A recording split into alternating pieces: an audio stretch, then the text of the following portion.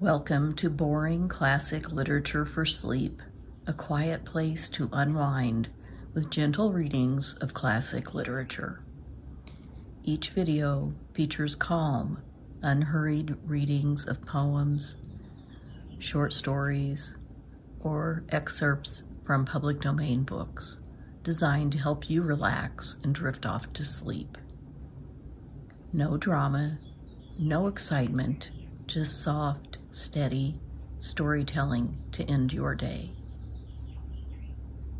Today I'm reading from Graded Literature Reader's 6th book, Charles E. Merrill Company, New York. Edited by Harry Pratt Judson, President of the University of Chicago, and Ida C. Bender, Supervisor of Primary Grades in the Public Schools of Buffalo, New York. 6th book. Copyright 1901 by Maynard, Merrill and Company.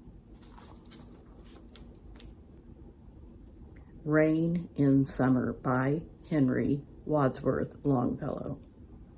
How beautiful is the rain after the dust and the heat, in the broad and fiery street, in the narrow lane. How beautiful is the rain. How it clatters along the roofs like the tramp of hooves. How it gushes and struggles out from the throat of the overflowing spout.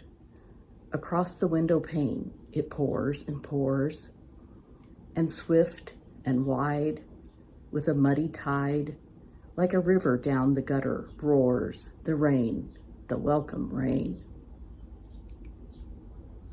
The sick man from his chamber looks at the twisted brooks. He can feel the cool breath of each little pool. His fevered brain grows calm again, and he breathes a blessing on the rain. From the neighboring school come the boys, with more than their wonted noise and commotion, and down the wet streets sail their mimic fleets, till the treacherous pool engulfs them in its whirling and turbulent ocean. In the country on every side, where, far and wide, like a leopard's tawny and spotted hide, stretches the plain, to the dry grass and the drier grain, how welcome is the rain. In the furrowed land, the toilsome and patient oxen stand, lifting the yoke-encumbered head, with their dilated nostrils spread. They silently inhale the clover-scented gale and the vapors that arise from the well-watered and smoking soil. For this rest in the furrow after toil, their large and lustrous eyes seem to thank the Lord more than man's spoken word.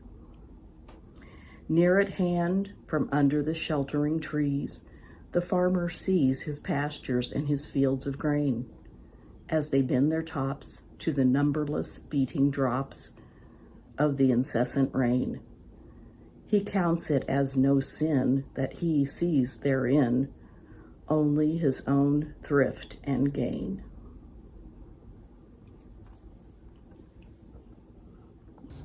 Today I'm reading from Friend O' Mine by Wilbur D. Nesbit. Friend O' Mine by Wilbur D. Nesbit. Illustrations by Marie Henri Myers. Published by the P.F. Volland Company, Joliet, Illinois. Copyright 1915. Friend of mine, long ago, I would reach across the years to the days we used to know, to the laughter and the tears. Fain would find the songs we knew, brave old songs they were in truth, strains that cheered for me and you all the golden paths of youth. I would journey back again to the parting of the ways, journey from this world of men to the wondrous other days.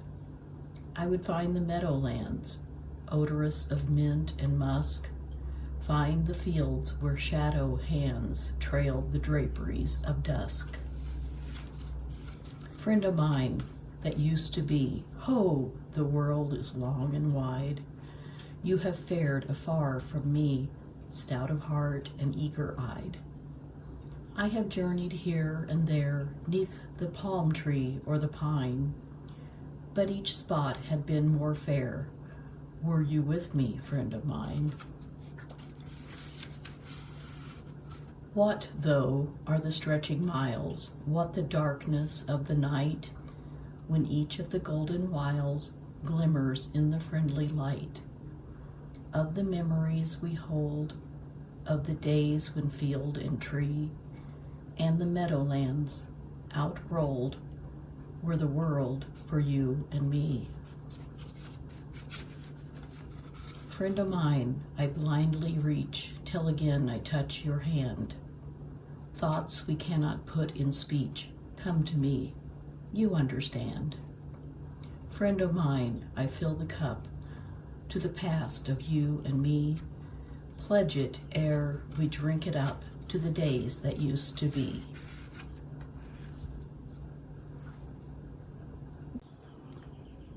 Today I'm reading from A Young Miner by Horatio Alger, Jr. The Young Miner, or Tom Nelson Out West, by Horatio Alger, Jr. Copyright 1912.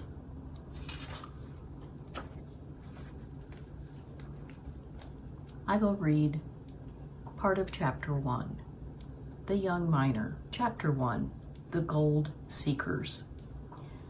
A dozen men, provided with rockers, were busily engaged in gathering and washing dirt mingled with gold dust on the bank of a small stream in California. It was in the early days, and this party was but one of hundreds who were scattered over the new El Dorado, seeking for the shining metal which throughout the civilized world exercises a sway potent and irresistible. I have said there were a dozen men, but this is a mistake. One of the party was a well-grown boy of 16, with a good-humored and even handsome face. He was something more than good-humored, however. There was an expression on his face which spoke of strength and resolution and patient endurance. The readers of The Young Adventurer will at once recognize in our young hero, Tom Nelson, the oldest son of a poor New England farmer, who, finding no prospects at home, had joined the tide of immigrants pouring from all parts of the country to the land of which so many marvelous stories were told. Tom had come to work, and though he doubtless shared to some extent the extravagant anticipations of the great body of Eastern visitors who hoped to make a fortune in a year, he did not expect to succeed without hard toil. His companions belonged to the same party with whom he had crossed the plains under the leadership of Phineas Fletcher, a broad-shouldered Illinois farmer who had his family with him.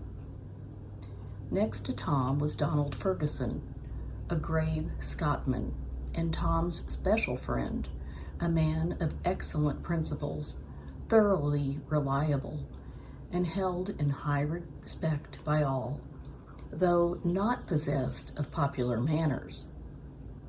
On the other side was Lawrence Peabody, a young Boston clerk who had spent several years behind a dry goods counter.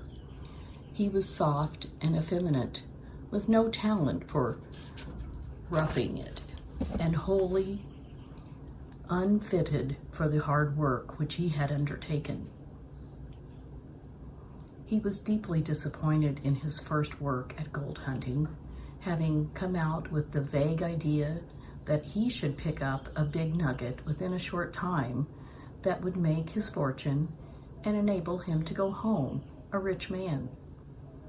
The practical side of gold seeking, this washing particles of dust from the dirt of the riverbed, was in the highest degree unsatisfactory and discouraging. He was not a bad fellow, and his companions, though they laughed at him, were well disposed toward him.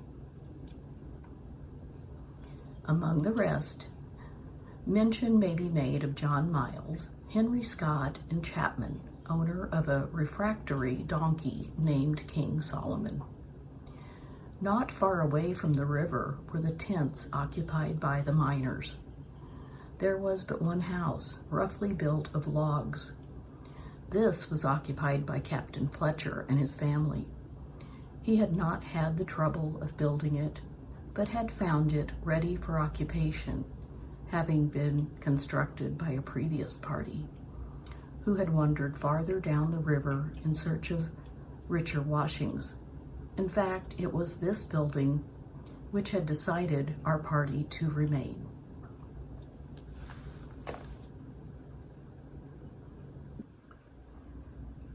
Thank you for visiting Boring Classic Literature for Sleep. It's read slowly, meant to be listened to or not listened to at all. Good night.